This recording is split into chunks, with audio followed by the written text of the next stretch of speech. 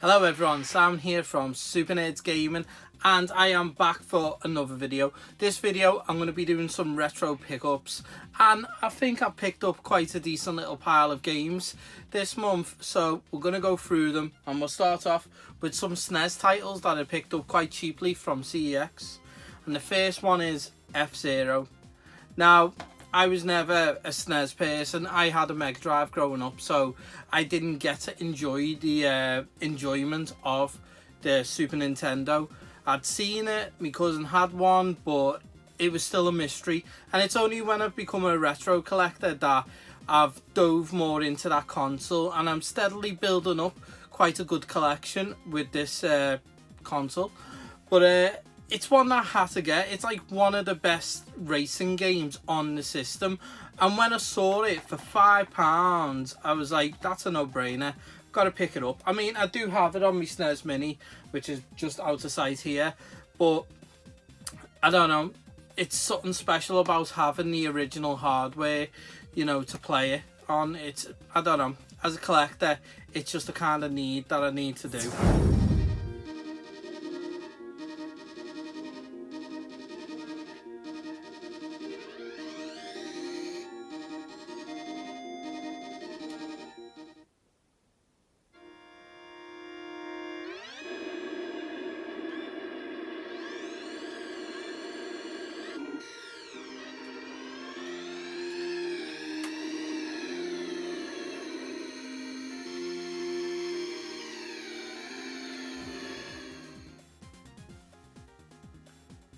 Loving how fast this F-Zero game is.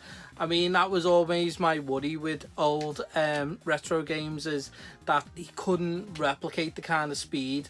And I like racing games. I love futuristic racing games. That is my jam. You know, Wipeout 2097. I absolutely love it, just for the, you know, the techno sound beat to it, and you know, how the cars looked. And this is just basically the retro version of that, and I'm really digging it. You know, the cars feel like they move well. You know, this is just kind of a futuristic Mario Kart in a sense, but you know, it has got its limitations. Only 4 players that you can choose from and a few tracks, but at the same time, what it was doing, it was pushing itself, and you got to give it credit for that. The next one I've picked up is a game I didn't really experience until later on in life on the PC and my mates, and it was SimCity. Now, we've got SimCity here for the SNES, and this was only like £3, so I think it's pretty much a steal at that price. I love construction games. I'm more into strategy, so the likes of Command and Conquer, Age of Empires, and so on. But with this game, there's something relaxing about it, about, you know, just setting up your city how you want it. You've got to build the power plants to power your houses and stuff like that. It's great how detailed a game like SimCity is, and it was on the SNES, which I believe Nintendo did this version. So there is, you know, if you choose to do a natural disaster, you can get King Koopa to come and stomp on the city, which I did just to see it. And I believe in the other versions that is like a kind of dinosaur, or, you know, albeit a Godzilla kind of animal that does it. But yeah, I'm happy to pick that up. I mean, it's one I've looked at for a while when I've been in there, because they always seem to have a few Sim Cities in there. And I think when I seen it for £3, I just was like, yeah, I'm going to pull the trigger on that, because I want it. I don't want to build my SNES collection up. Them be the reasons.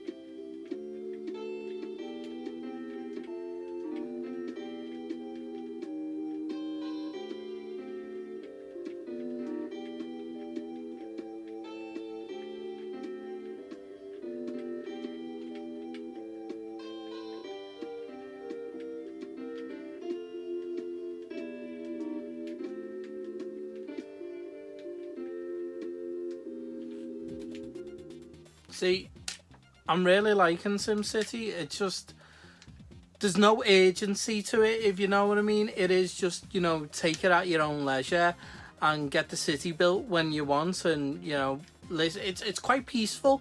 Probably a really relaxing game, and yeah, I can see me digging this quite a lot. Just, you know, when you've come home from work or something and you just want to chill out. I mean, I do have my kind of chill out games, Doom or something that, like, it just blasts some demons and that, but this is the other hand where you can just, it's really cool. I like it, and I like how they fit all this on the SNES. It still amazes me some of the stuff that they could do with 16-bit consoles, and, you know, even, you know, the 8-bit consoles, what they could put on them systems and what they could squeeze out of them. Right, the next one is a bit of an oddity to me. It's a Kid Clown in Crazy Chase. I've never heard of this. Well, I believe I haven't heard of it. I kind of feel like I've seen it before, but I took a punt on it. It was £5, and yeah, I know nothing of it, and I kind of do this a lot. If you do watch these retro pickups I'll pick up something and someone will instantly go, that game's crap, why did you do it? I don't know. I picked it up because it was a cheap price and I know nothing of this system. I like the kind of mystery of not knowing about games on the system. I mean, as much as I'm a megadrive collector, I don't know every game on there. So there'll be a game that I'll find on there that's an absolute gem and I'll just fall in love with it. So, you know, I don't mind wasting the money. The only issue I have with this is the cart. It's got like some sort of damage on the front, if you can see that. Other than that, it looks in good condition. And I'm eager to get into that and just see what type of game it is, and if it's good. At the end of the day, you know, we want to play these games for enjoyment, not for frustration and just to be, well, that was a crap game.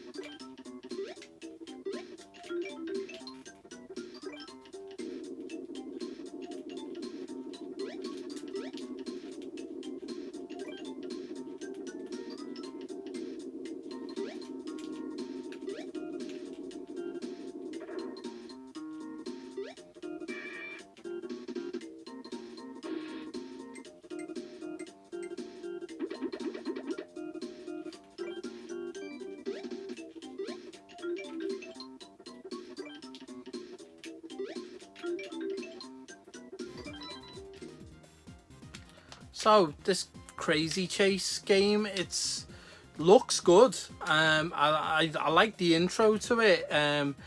The characters look fantastic. The graphics, you can see they've done a lot of work with it.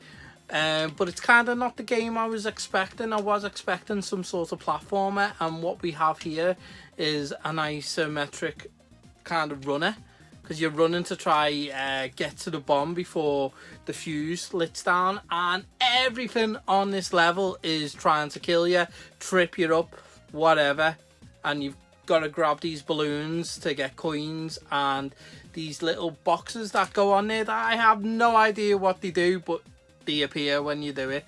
But I would say this is probably a good purchase because it intrigues me. It's not something that I was like, ugh, but really, I think it looks really good. Right, my next game is, again, another one that I didn't know was out there, and it is Pack Attack. Now, I love Pac-Man. It's one of them games that I love, but I'm absolutely crap at. But I still try because I love the enjoyment, and it's one of them games that it's like, just one more go. just one more go, because you're always trying to do better and beat the ghost. But when I seen Pack Attack, I think this was £5 as well. I didn't have any knowledge of it. I thought, yeah, maybe it is kind of like a Tetris game. From obviously looking at the cover, it kind of gives you that sense. And yeah, it is. You know, you put the blocks down like Tetris, but you do have ghosts there. And you got to use Pac-Man to go and eat the ghost and that, and do it in a certain way. But yeah, I'm really happy with that pickup. It's, again, one I didn't even know existed. I mean, there's probably loads of Pac-Man games. I've only played a small percentage. I've only played, I think, kids got one on the 360. That one, that looked quite good, but it was so derived from what Pac-Man was.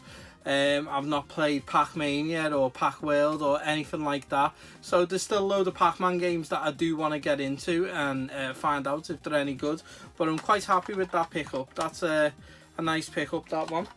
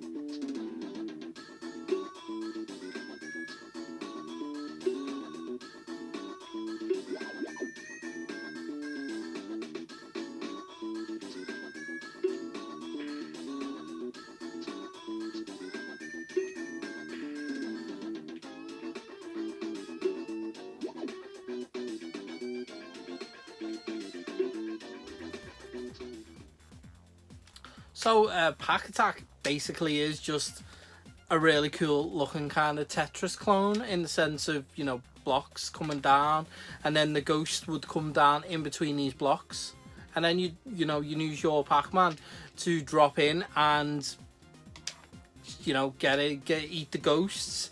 Which it's a nice concept. I liked with these, you know, Tetris clones that we had, because they are Tetris clones, no way about it. It is block stacking, but I like the way they did put this twist on it, and it does fit well for the Pac-Man. And I'm really glad I picked this game up. Really happy with it. Right, so that's all. Oh, sorry. So right, that is all the SNES games gone. We have some Master System games now. Now, these are from cash converters, if I remember correctly. Yes, they are. And they were just randomly sat on the shelf there. I think they'd been in the cash converters for a while, because I had seen them behind there. And obviously no one wanted them. So they've been dropped in price, because I'm sure these were like £10 each. They're now £4.99. So £5 each, really. And the first one I picked up from there was The Lion King for the Master System. I love the Lion King game. I love it on the Mega Drive. I haven't got it on the SNES yet. I don't think so. No, I don't think I have got it on the SNES.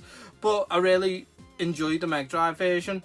And the Master System always surprises me with how good the games look on there. For an inferior system to the Mega Drive, because that's the only console I grew up with for a long time. Going back and looking at some of these 8-bit games and what the developers squeezed out of that machine is incredible, and I'm hoping that this is much the same as what the Mega Drive is. And you know, it's got the playability. Hopefully it's got some of the music in there.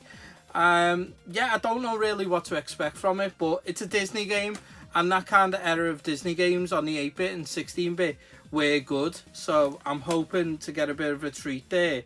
And yeah, I probably will love it. I probably will.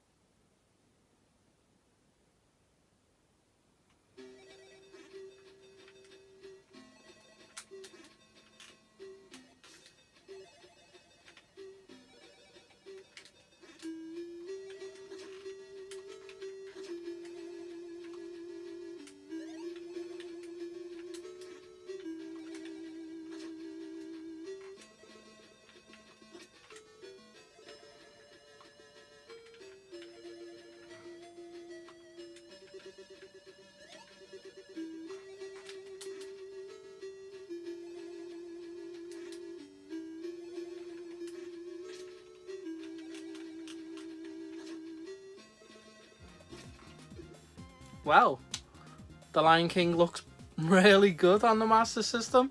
I'm pleased to say it feels really good. The controls feel, you know, like they work well, and you've got that momentum that you need to make the jumps and stuff. It basically just feels like the Mega Drive version, just squashed down. Not that kind of, you know, crisp look that the Mega Drive version has, but still, it looks good and it sounds good. That's the main things for me. If I can play it and I can play it without being like, then I'm all in. The next game I have got is one I've never played before. I just showed you anyway. It's Marble Madness. Now, I see this around a lot. I think I've got it for the Game Gear there because it's quite common. But I don't think I've ever played this game before. I think I thought I had when I was younger, or when I was growing up, sorry, because of Zany Golf, which is, it's not the same, but that's the weird trickery of the levels being kind of isometric and that. And I think maybe I didn't feel like it would appeal to me much, because when I was a kid it was just all about platformers and that. It wasn't until, you know, later on, as my game taste grew, which they still are growing to this day, I was like, oh wow, you know, I like stuff like this. So I thought at £5 it was worth a punt, and it's a common game to get into the collections, which is nicely building up there. And yeah, I don't know what else to say about it until I actually give it a go. I'm hoping that I'll enjoy it. It does look fun. The graphics there look, you know, as well as you can expect for the Master System. And it's a Virgin game, so it should be good, hopefully.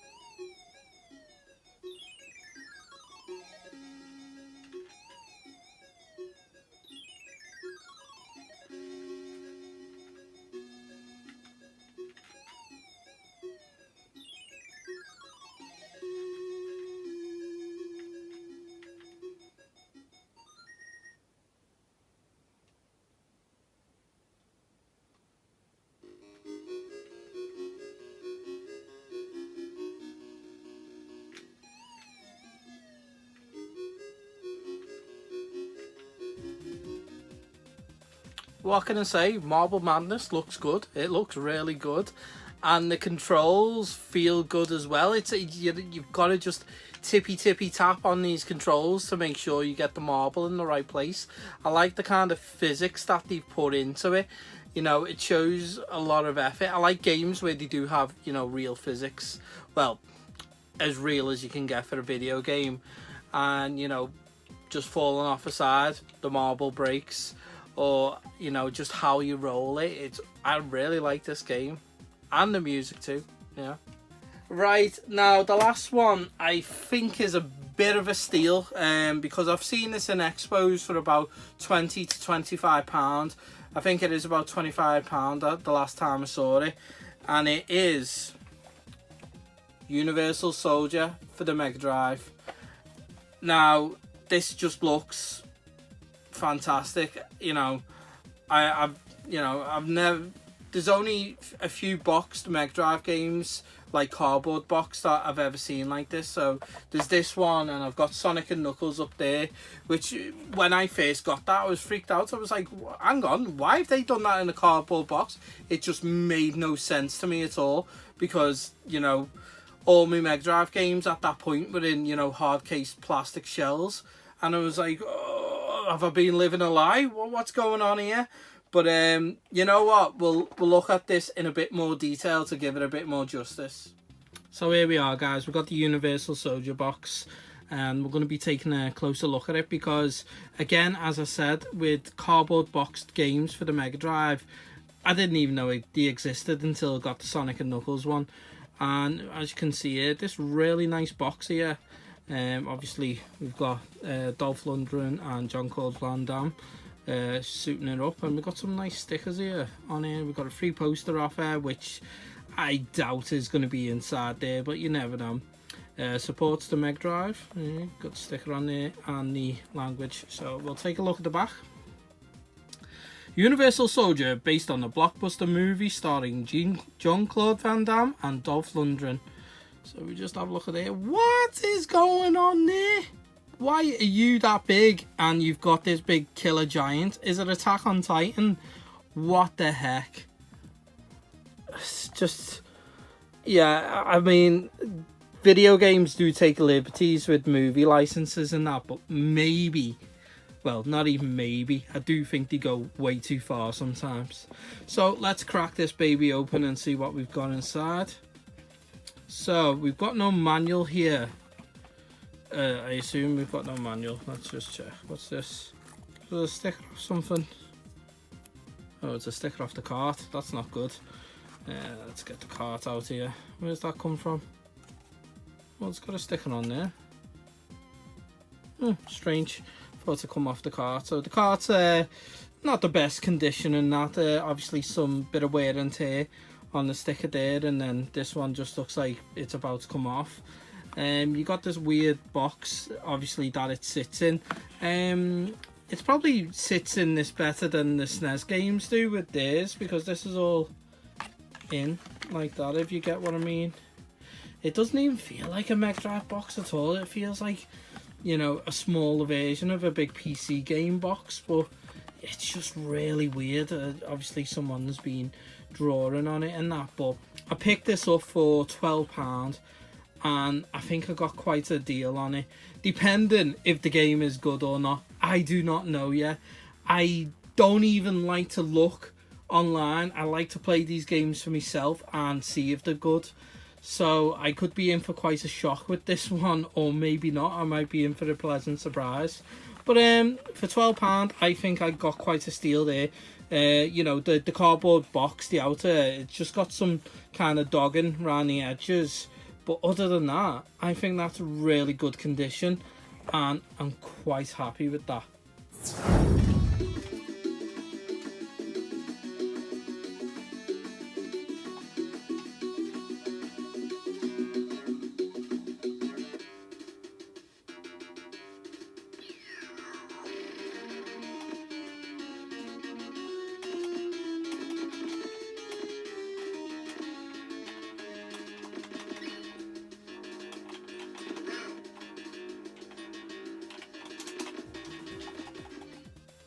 This game has got a really basic kind of look to it, and the gunfire just doesn't feel to have that oomph of this kind of game. Like, you know, it feels like it wants to be Contra in a way, but it can't decide if it does or if it just wants to be its own thing.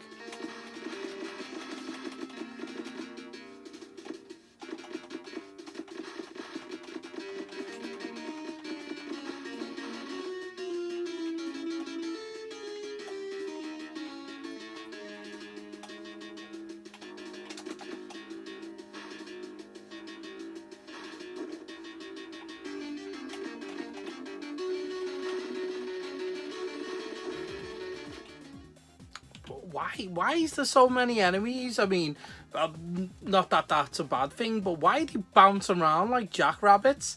Last time I watched Universal Soldier, they weren't jumping around everywhere. They were being like very Spec Op kind of people.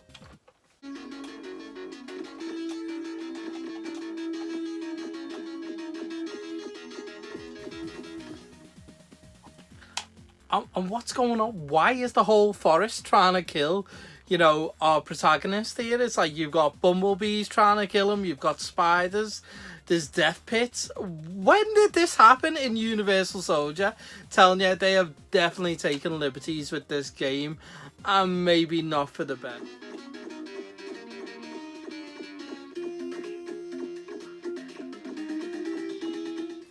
Thank you guys for watching this retro pickup video, and I do hope you enjoyed. If there's any games in here that you've played yourselves or you know is quite good or whatever, just drop it in the comment box down below and let me know your thoughts on it. As always guys, thank you for watching, and I'll catch you next time.